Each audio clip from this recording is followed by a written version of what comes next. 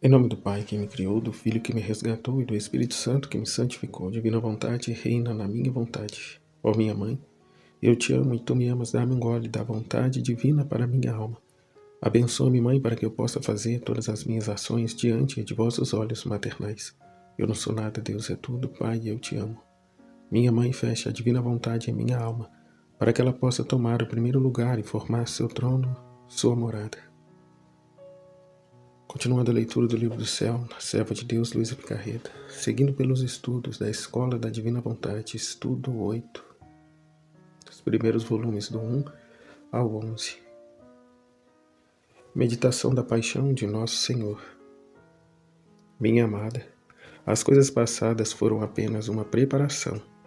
Agora eu quero vir a atos, e para dispor seu coração para fazer o que eu quero de você, isto é, a imitação de minha vida. Quero que você entre no imenso mar da minha paixão. E quando tiver compreendido bem a amargura das minhas penas, o amor com que as sofri, quem sou eu que tanto sofri e quem és tu? Criatura vil, seu coração não se atreverá a se opor aos golpes, à cruz, que eu só preparei para o seu bem. Né? Tudo concorre para o bem daqueles que amam a Deus. Quando conhecer quem é Jesus, quem é a criatura, o tanto que ele sofreu, a criatura vil que sou, seu coração não atreverá a se opor aos golpes, à cruz, que eu só preparei para seu bem. Em vez de apenas pensar que eu, seu mestre, ao que sofri, suas tristezas parecerão sombras comparadas às minhas. Não é nada. Sofrimento será doce e você não poderá ficar sem sofrer.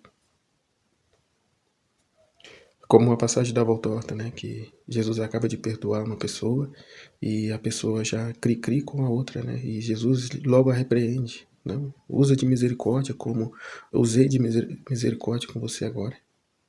O perdão de Deus passa pelo perdão do próximo. Sede misericordioso como vosso Pai é misericordioso. Tem uma passagem no Evangelho sobre isso. Em vez de apenas pensar que eu, seu mestre, ao que sofri, as tristezas parecerão sombras comparadas às minhas. Sofrimento será doce e você não poderá ficar sem sofrer. Minha natureza tremia só de pensar no sofrimento. Pedi a ele para me dar força, porque sem ele eu teria usado seus próprios presentes para ofender o doador.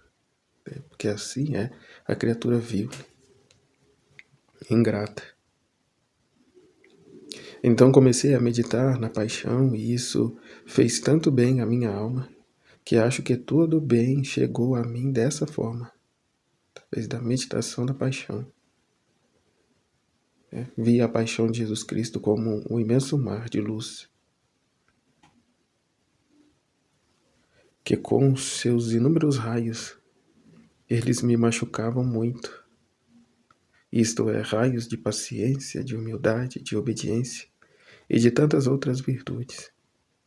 Eu me vi toda cercada por essa luz e fui aniquilada me vendo tão diferente dele. Vi a paixão de Jesus Cristo como um imenso mar de luz, que com seus inúmeros raios ele me machucava muito, isto é, raios de paciência, de humildade, de obediência e de tantas outras virtudes.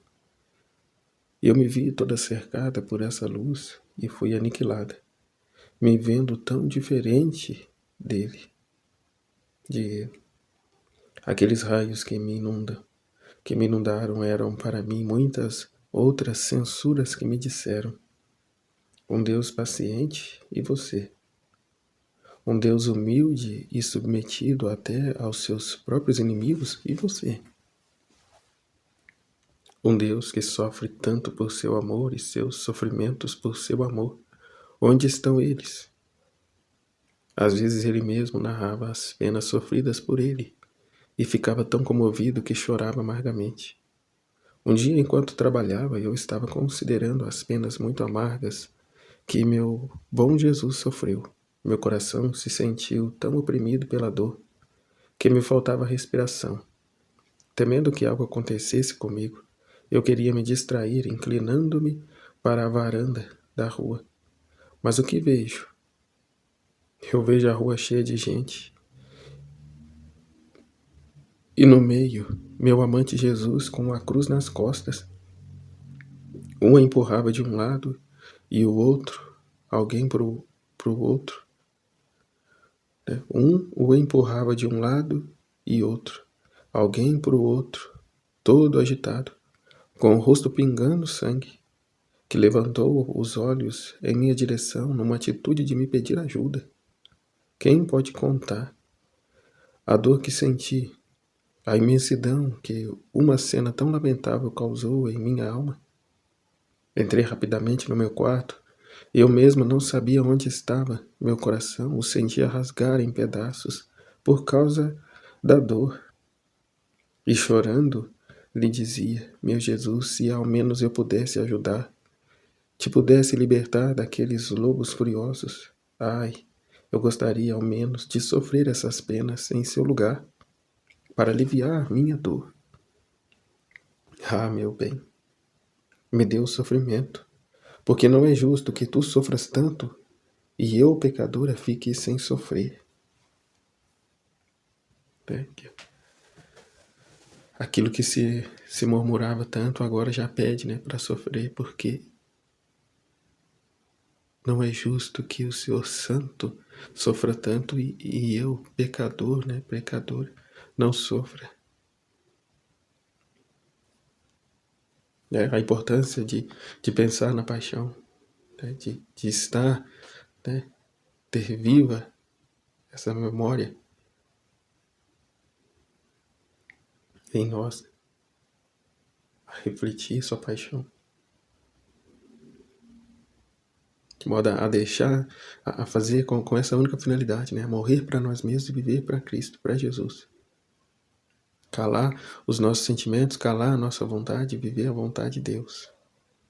Né? Tudo para a maior glória de Deus. Volume 2, trecho 7, 20 de março de 1899. Jesus derrama suas amarguras e lhe diz a causa dos males do mundo. Esta manhã, Jesus transportou-me para fora de mim mesmo e fez-me ver muitas pessoas, todas em discórdia. Oh, quanta dor dava a Jesus! Eu, vendo sofrer muito, pedi-lhe que derramasse em mim suas amarguras. Mas como continuava querendo castigar o mundo, Jesus não queria derramá-las em mim. Mas depois de havê-lo pedido e voltado a pedir, para contentar-me, derramou um pouco. Então, tendo-se aliviado um pouco, disse-me: a causa pela qual o mundo se reduziu a este triste estado é por ter perdido a subordinação às cabeças. E como a primeira cabeça é Deus, ao qual se rebelaram, como consequência aconteceu que perderam toda a sujeição e dependência à igreja, às leis e a todos os outros que se dizem cabeças. Ah, minha filha, o que será de tantos membros infectados por este mau exemplo dado por aqueles mesmos que se dizem cabeças? Isto é, por superiores, por pais e por tantos outros. Ah, chegarão a tanto que não se reconhecerão mais nem pais, nem irmãos, nem reis, nem príncipes. Estes membros serão como tantas víboras que reciprocamente se envenenaram. Por isso, vê como são necessários os castigos nestes tempos, e que a morte quase destrua esta gente, para que os poucos que restam aprendam às custas dos outros a serem humildes e obedientes. Por isso me deixe fazer, não queira se opor a que castigue as pessoas. E até hoje ouvindo a Voltorta, bem a passagem que Jesus está dormindo no barco. Ele dorme no barco porque ele viu, né, que os pescadores eram profissionais. né? Até o que ele reclama é isso. Os pescadores, os apóstolos, eram profissionais, não precisavam da ajuda de Jesus. Né? Eles sabiam o que estavam fazendo. E Jesus, então, os deixaram. Né? Então, o que diz, o pior de todos os castigos é Deus abandonar a criatura à sua própria vontade. Né? Abandonar, deixar-os a sós com a sua soberba, com o seu orgulho. Né? À medida que chamamos Jesus para estar com nós, ele assim está. Agora, se eu me julgo muito bom, muito forte, muito douto, como outro trecho que vai dizer, né? O sacerdote fica homem só. Não tem a ação do Espírito Santo. Lemos esse trecho esses dias mesmo. Então Deus quer que contemos, que recorremos a Ele em tudo. Né? Porque a forma que Ele diz lá é em tudo. Quer que o chamemos para vir fazer junto, para estar junto. Como Ele mesmo disse, em mim nada podeis fazer. Nada é nada. Né? Eu não sou nada, Deus é tudo. Pai, eu te amo.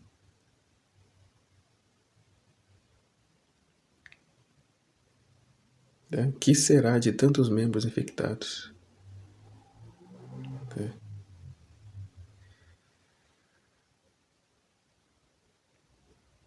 Volume 3, trecho 8. 13 de novembro de 1889. Jesus sofre. Ao ver sofrer as criaturas, Luísa se oferece para consolá-lo. Esta manhã, meu adorável Jesus parecia inquieto. Não fazia outra coisa que ir e vir. Agora se entretinha comigo, agora quase atraído por seus ardentes amor pelas criaturas, ia ver o que faziam. E todos se lamentavam pelo que sofriam, como se ele mesmo e não elas estivessem sofrendo. Muitas vezes viu o confessor que, com seu poder sacerdotal, obrigava Jesus a fazer-me sofrer suas penas para poder aplacá-lo. E ele, enquanto parecia que não queria ser aplacado, depois mostrava-se contente e agradecia de coração a quem se ocupava em sustentar seu braço indignado. E agora me participava um sofrimento e agora outro. Oh, como era terno e comovedor vê-lo neste estado. Fazia destroçar o coração de compaixão. Muitas vezes me disse, conforme-se a minha justiça, que não posso mais. Ah, o homem é muito ingrato e quase me obriga por toda parte a castigá-lo. Arranca-me ele mesmo das minhas mãos os castigos. Se você soubesse quanto sofro ao fazer uso de minha justiça, mas é o próprio homem que me faz violência. Ah, se não tivesse feito outra coisa que comprar, a preço de sangue, sua liberdade, mesmo assim deveria ser agradecido comigo. Mas o homem, para me fazer maior agravo, vai inventando novas maneiras para fazer inútil meu desembolso. E enquanto dizia isto, chorava amargamente. E eu, para consolá-lo, eu disse, doce bem meu, não te aflijas. Vejo que a tua aflição é maior porque te sentes obrigado a punir as pessoas. Ah, não, não seja jamais. Se tu és tão tudo para mim, eu quero ser toda para ti. Assim que sobre mim mande os flagelos. Aqui está a vítima sempre disposta e à tua disposição. Podes fazer-me sofrer o que quiseres, e assim ficará tua justiça de algum modo aplacada, e tu aliviado da aflição que sentes ao ver as criaturas sofrerem. Foi sempre esta a minha intenção, ao não me conformar à justiça, porque sofrendo o homem, sofrerá mais tu do que ele mesmo. Enquanto isso, eu estava dizendo que nossa rainha mãe veio, e eu me lembrei que tendo pedido ao confessor a obediência de me conformar com a justiça, ele tinha me dito para perguntar à Virgem Santíssima se eu queria me uniformizar. Eu disse-lhe, e ela disse-me, não, reza antes, minha filha, e nestes dias trata por quanto mais possa ter a Jesus junto contigo e aplacá-lo, porque muitos castigos estão preparados. Volume 4, trecho 8, 18 de setembro de 1900. A caridade ao próximo. Luísa roga-lhe que a leve ao céu. Esta manhã, meu adorável Jesus me transportou para fora de mim mesmo e me fazia ver os muitos males que se cometem contra a caridade do próximo. Quanta pena davam ao pacientíssimo Jesus. Parecia que os recebia ele mesmo. Então todo aflito me disse, minha filha, quem faz mal ao próximo, se faz mal a si mesmo, e matando ao próximo, mata a sua alma. E assim como a caridade predispõe a alma a todas as virtudes, assim não ter a caridade predispõe a alma a cometer toda sorte de vícios. Depois disso nos retiramos, e como há vários dias sofria uma dor intensa nas costelas, me sentia por isso sem forças. E o bendito Jesus compadeceu-me, dizendo-me, amada minha, tu queres vir, não queres? E eu queria o céu, meu Senhor, que esta dor fosse causa para ir a ti. Como lhe estaria agradecida, como me sentiria querida. E tê-lo-ia.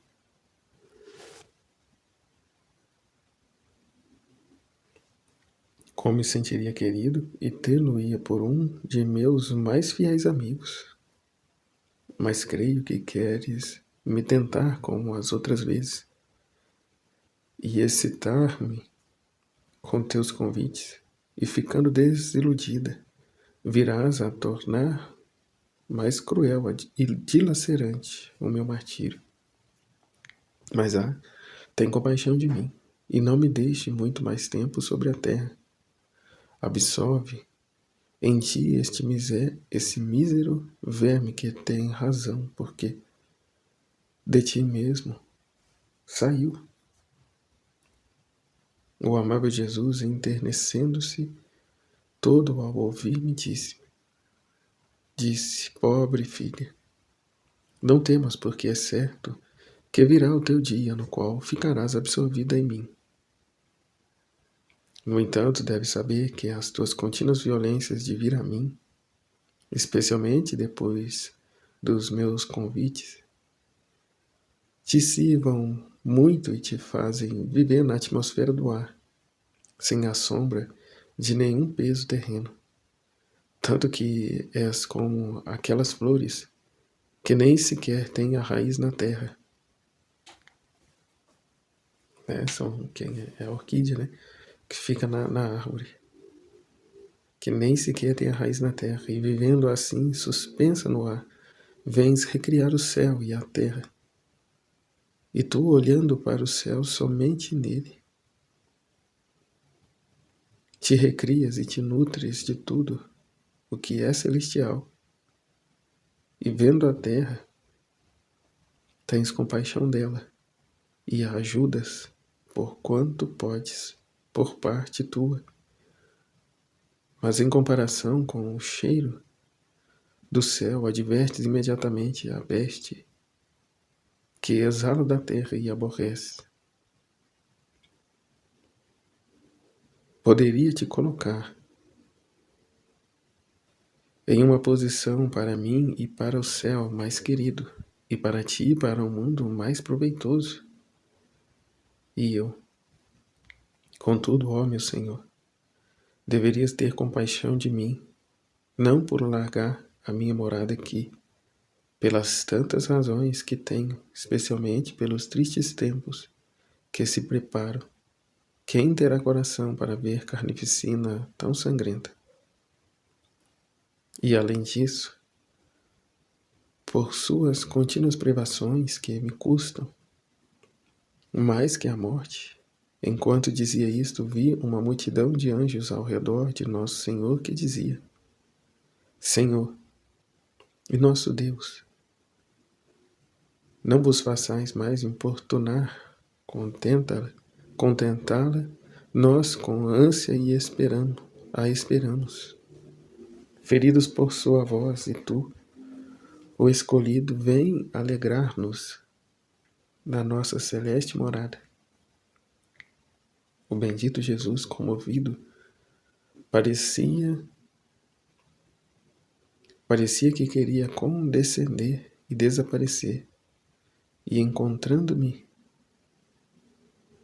em mim mesma, me sentia aumentada a dor, tanto que delirava continuamente, mas não me entendia a mim mesma pelo contentamento. Jesus suspende Luísa de seu habitual estado para poder castigar. Volume 5, trecho 8. 21 de abril de 1903. Tendo passado dias amargos de privações e lágrimas, com o acréscimo de me ver na possibilidade de que o Senhor me suspendesse do estado de vítima, como de fato me aconteceu, que porque me esforçava não podia perder os sentidos. Mas fiquei surpreendida por muitas dores internas que me inquietavam, sem que eu pudesse compreender. Apenas um sonho na noite, no qual me parecia ver um anjo que me levava dentro de um jardim, no qual estavam todas as plantas enegrecidas. Mas eu não fiz, só pensava em Jesus. Me tinha expulsado de si. Só pensava em como Jesus me tinha expulsado de si. Então, ao fim da tarde, o confessor chegou e, encontrando-me em mim mesma, disse-me que as vinhas tinham congelado. Fiquei aflita ao pensar nas pobres pessoas e no temor de que não me fizesse cair meu estado acostumado, para poder livrar-me de castigar. Mas esta manhã o bendito Jesus veio me fazendo cair no meu estado habitual, e eu mal ouvi, lhe disse: Ah, Senhor, e ontem que fizeste? Então você saiu com a sua, e além disso nem sequer me disse nada, que pelo menos teria implorado para evitar em parte o castigo. E ele: Minha filha, era necessário que te suspendesse, de outra maneira tu me terias impedido,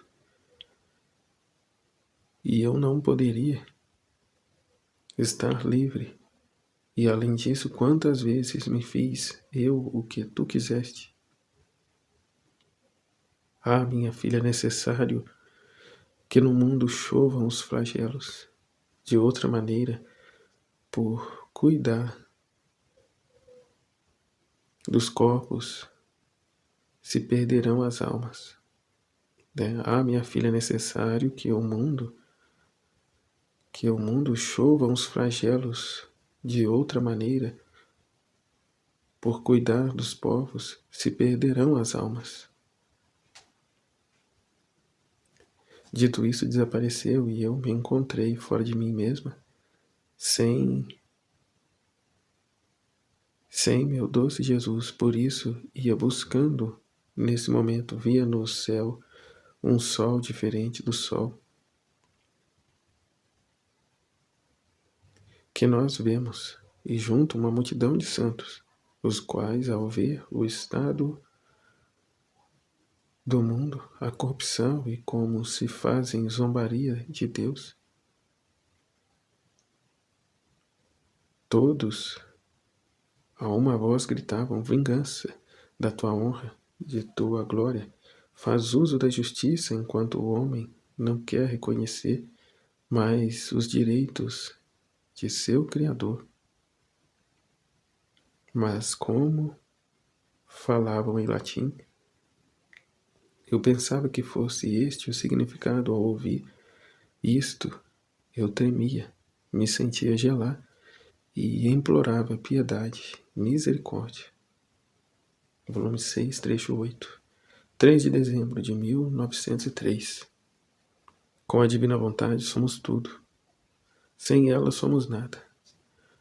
Continua meu estado habitual por pouco tempo. Veio meu bendito Jesus e disse-me: minha filha, por que a ação humana que você, por qualquer ação humana que não tem nenhum nexo com a vontade divina, põe fora a Deus de sua própria criação, até mesmo o mesmo sofrer, por quão santo, nobre e precioso fosse? A meus olhos, não obstante, se não é parto de minha vontade, em vez de me agradar, me indigna e me é desagradável. Ó poder da vontade divina! Como é santa, adorável e amável! Contigo somos tudo, ainda que nada façamos, porque tua vontade é fecunda e nos dá à luz todos os bens. E sem ti somos nada, embora tudo façamos, porque a vontade humana é estéril e esteriliza todas as coisas. Volume 7, trecho 8. 9 de março de 1906. Vi as almas purgantes irem em socorro dos povos, continuando meu habitual estado. Vi o bendito Jesus e muitas almas purgantes que Jesus Cristo mandava em ajuda dos povos, nos quais parecia que deviam acontecer muitas desgraças de doenças contagiosas, em algum lugar terremotos. Além disso, quem se suicidava, quem se atirava nos poços, nos mares e quem matava a outros. Parecia que o homem estava cansado de si mesmo, porque sem Deus não sente a força de continuar a vida. Ó Deus, quantos castigos e quantos milhares de pessoas serão vítimas destes flagelos, né, que antes eram bárbaros, né? Eram homens bárbaros. Volume 8, trecho 9. 6 de agosto de 1907. Não vi outra coisa que castigos. Continuando meu estado habitual, eu estava fora de mim dentro de uma igreja. E eu parecia ver uma bela senhora com seus seios tão cheios de leite, que parecia que gostaram de lhe abrir a pele. Depois, chamando-me, disse-me: minha filha, este é o estado da igreja. Está cheia de amarguras internas, e juntamente com elas está no ato de receber as amarguras externas. Sofre tu um pouco para atenuá-las em algo. E enquanto dizia isto, parecia que se abria os seios, e enchendo suas mãos com leite, me dava. A momento via que fazia revoluções. Entravam nas igrejas, despojavam altares, os queimavam, atentavam contra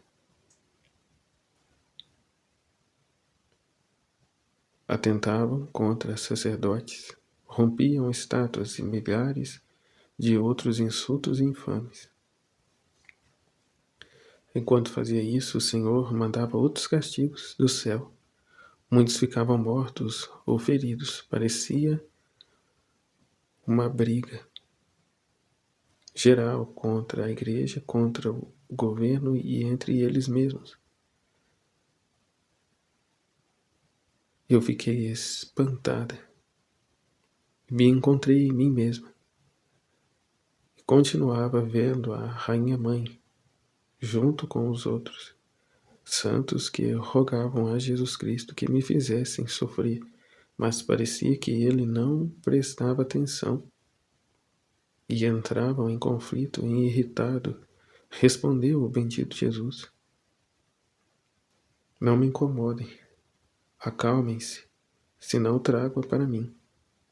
Mas apesar disso, parece que eu sofri um pouco. Agora digo tudo junto, que em todos estes dias, encontrando-me em meu habitual estado, não vi outra coisa que revoluções e castigos. O bendito Jesus está quase sempre taciturno e de vez em quando só me diz: minha filha, não me faças violência. De outra maneira te farei sair deste estado. E eu digo: minha filha e meu tudo, se quiser ser deixada livre para fazer o que quiser, leve-me e depois poderá fazer o que quiser.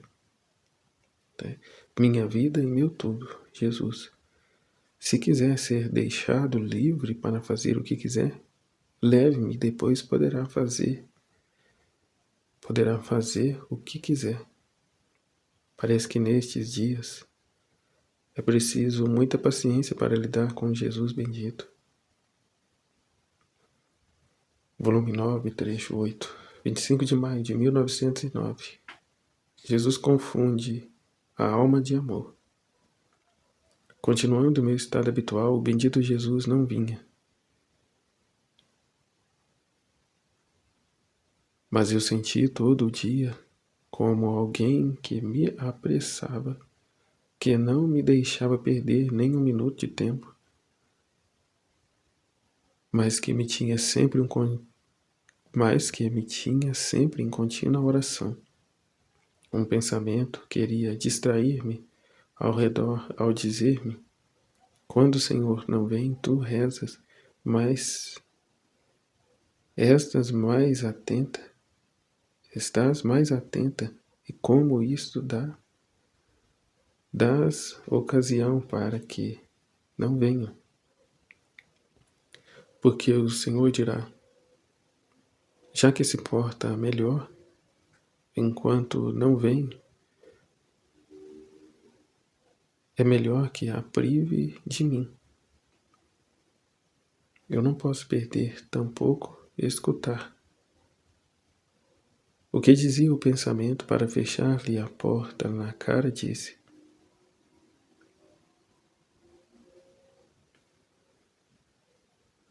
por quanto mais ele não venha, eu mais o confundirei em amor. E eu não quero dar-lhe ocasião, se não posso, e isto quero fazer, e ele é dono de fazer o que queira. E sem pensar no desatino que me havia dito, o pensamento contínuo, o que devia fazer. E na noite, quando já não me lembrava disso, o bendito Jesus veio e sorrindo me disse: bravo, bravo, a minha amante que quer me confundir em amor. Entretanto, te digo, jamais me confundirá. E se alguma vez parecer que me confundem em amor, sou eu quem te dá a liberdade de fazê-lo, porque o único alívio e a coisa que mais gozo por parte das criaturas é o amor. De fato, era eu quem me sugeria rezar, que rezava contigo, que não te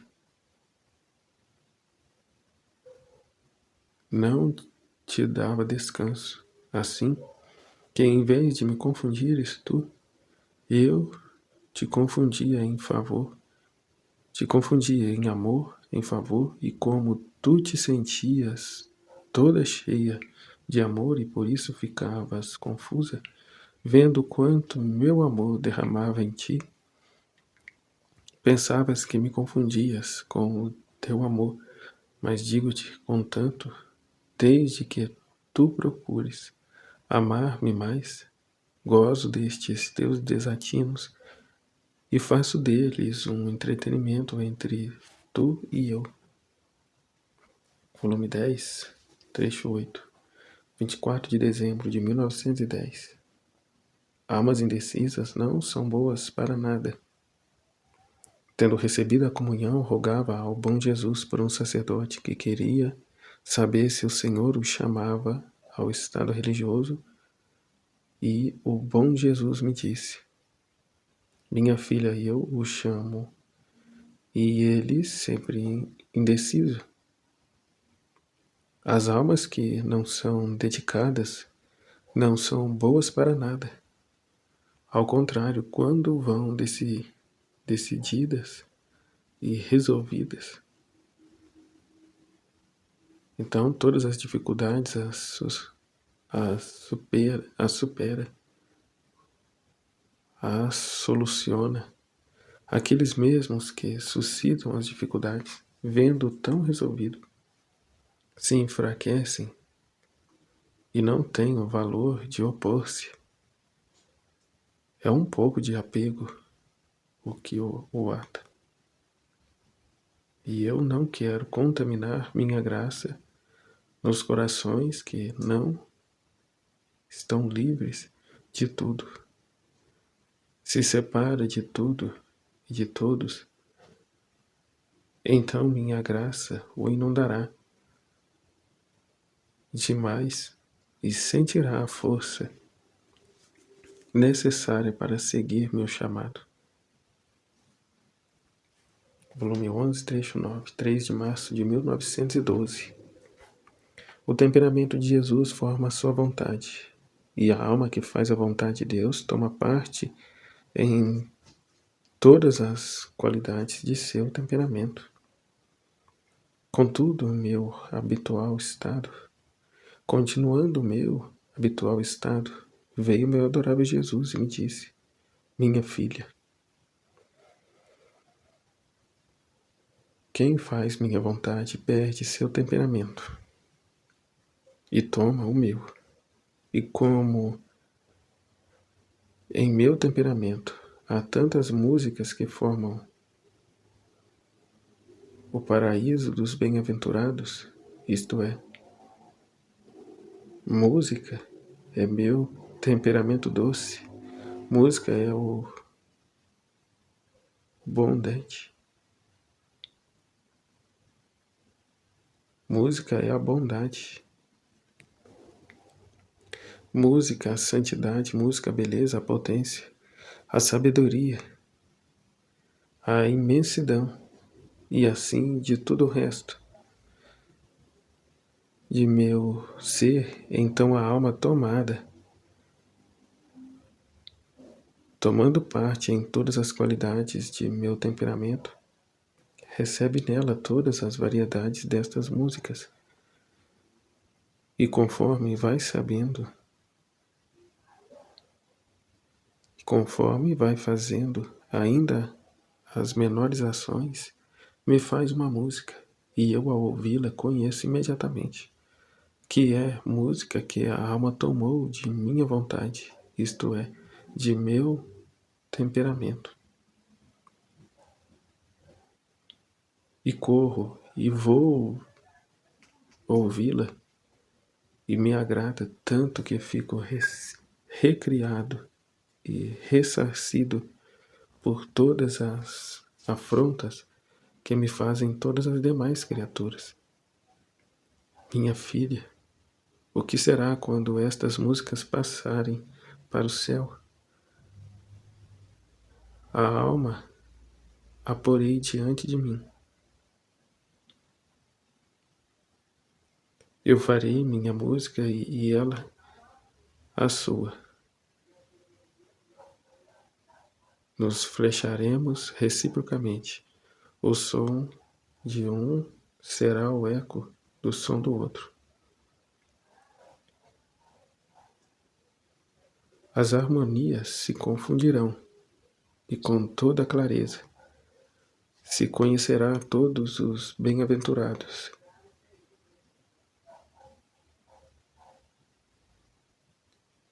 Que esta alma não é outra coisa senão fruto do meu querer. Portanto, da minha vontade. E todo o céu, por ela gozará de um paraíso a mais. Estas são as almas às quais vou repetindo. Se não tivesse criado o céu, por ti só criaria. Distendemos o céu de meu querer nelas, e nelas faço minhas verdadeiras imagens. Nestes céus vou espalhando, divertindo-me e entretendo-me com elas. A estes céus, repito, se não tivesse ficado no sacramento, por vocês eu ficaria, porque elas são as minhas verdadeiras hóstias, e eu assim. Como não poderia viver sem um querer, assim também não posso viver sem estes céus da minha vontade. Aliás, não são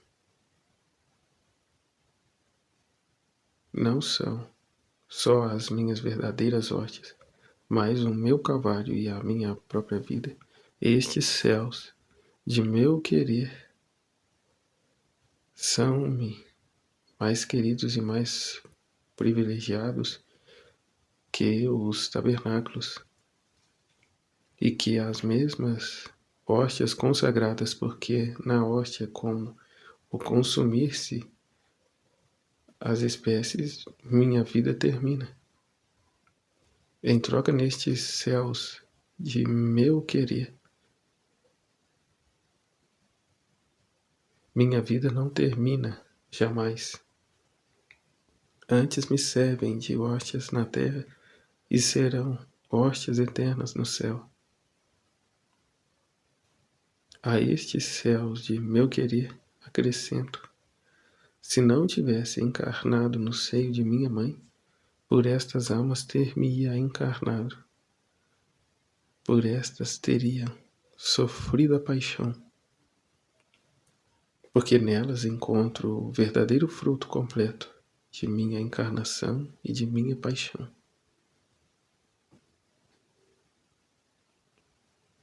Jesus, eu confio em vós. Em nome do Pai, do Filho e do Espírito Santo. Amém. Fiat. Até amanhã no próximo vídeo.